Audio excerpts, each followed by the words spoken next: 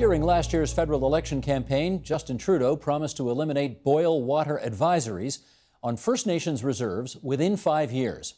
With about 4 years and counting to go, we're pleased to welcome Barry Strachan. He is Public Works Manager with Keewaytinook Okimakanak. That is a collection of First Nations in Northwestern Ontario for 10 questions on First Nations drinking water.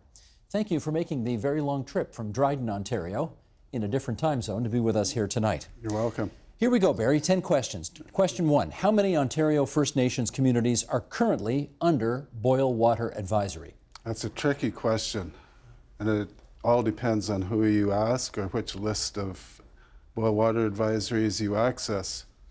I'll just say that the number is large and, in my mind, unacceptable for a modern society like Canada to have in place. Large meaning hundreds?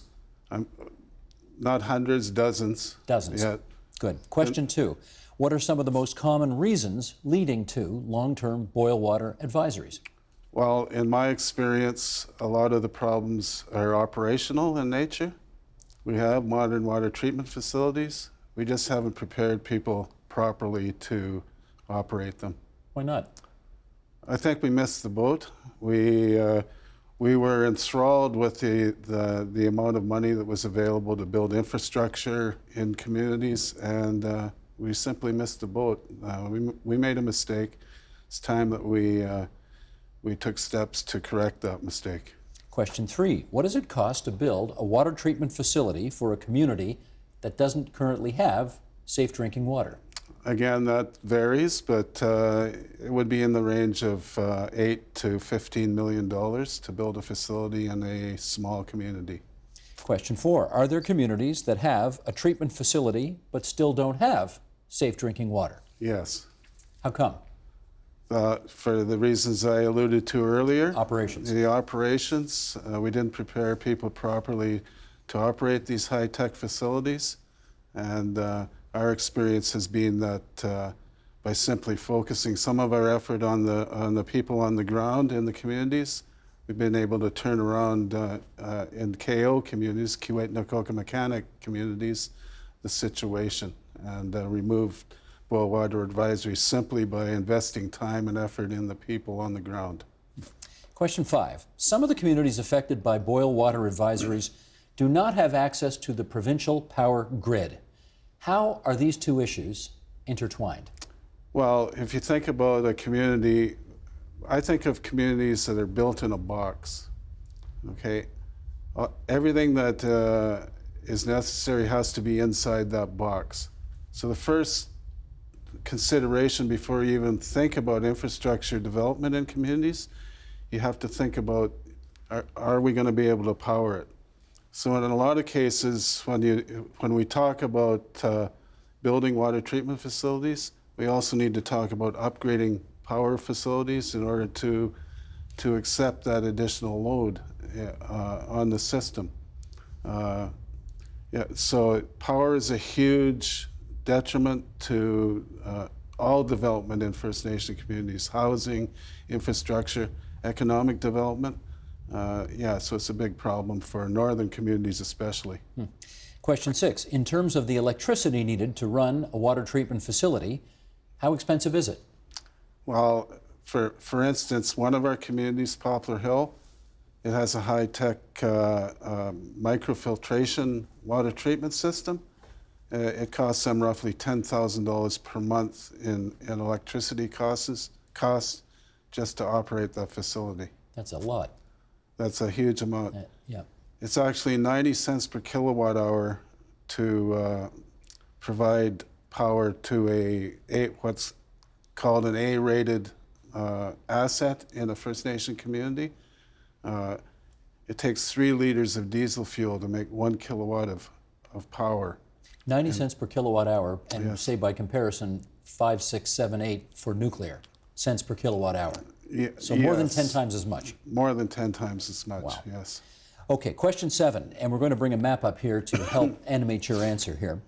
How did the 6 First Nations of the Keewaytinook Okimakanak Tribal Council first get involved in training people in water and wastewater treatment?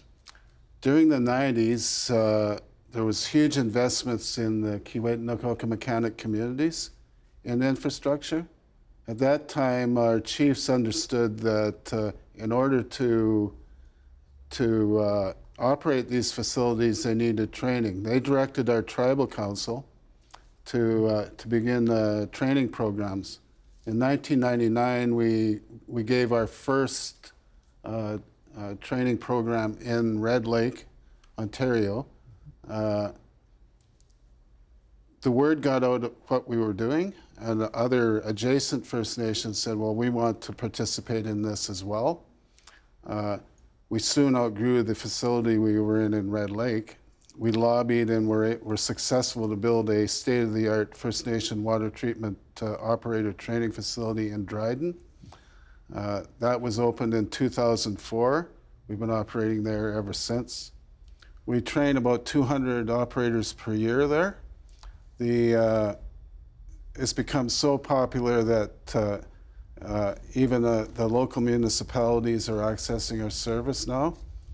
We've transitioned from a partially subsidized operation by the federal government to a full fee-for-service operation. We no longer apply for or accept government subsidy for our operation. We manage strictly on the fees that we charge to the clients that come to see us. Understood. Yeah. So is that the Safe Water Drinking Project that you've just described? That's a part of it. It's a part of it. Okay, so question 8, tell me the rest of it.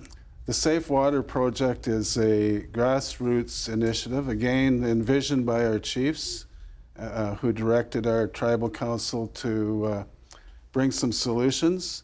They were tired of the imposed solutions that the federal government had been implementing in their communities for years. They came to us and asked us to design something that would benefit them, that they would have control over. We envisioned the Safe Water Project. Now what that is, it's like a hub and spoke model of service delivery to our communities. So in Dryden, we have training expertise. I managed to lobby the federal government to allow me to hire expertise in the tribal council that I can deploy to problems. And because all of our communities are remote, we managed to get capital money from the federal government also to put remote water quality monitoring equipment in each community. I'm wired to that equipment as I'm speaking with you. If there's a problem in any of our facilities, I would get a notification on my cell phone. I can make a couple of quick calls and easily remedy the situation, or if not, I can deploy my staff to help the communities. We've made a leap of faith that our infrastructure is capable of providing safe drinking water. All we need to do is focus on the operations and the operators, get them fully qualified and competent to operate those facilities. And in 18 months, we've turned the situation around quite dramatically in our communities. Well, that leads me to question 9. How many boil water advisories have been lifted as a result of the Safe Water Project? When we began our project in May of 2015, we had 4 communities out of 5 on a boil water advisory. We've removed 3 of those 4 drinking water advisories as a result of our efforts. The one that remains does need some infrastructure investment. The facility is just not capable of making safe drinking water. But again, through our efforts, we've identified the problems that are there and quantified them, made application to the federal government, and just received approval for that infrastructure update in that facility. We're fully confident that we're going to have that boil water advisory, which has been more than 15 years in duration, lifted before the end of this fiscal year in March. That sounds like good progress. We're very pleased and proud of what we've accomplished. We're proud of the operators that we're working with at the community level especially. Finally, question 10. Do you think the Trudeau government's plan to end boil water advisories in First Nations communities within 5 years, which was the original commitment, is that a realistic target? I think that it is realistic. However, I think there are barriers that may derail that goal, and many of them are internal with the federal government. Their processes simply aren't responsive enough to the needs that are out there. Often applications are delayed by the necessity for more study or more paperwork or for various reasons within the bureaucracy of government. We know what the problems are.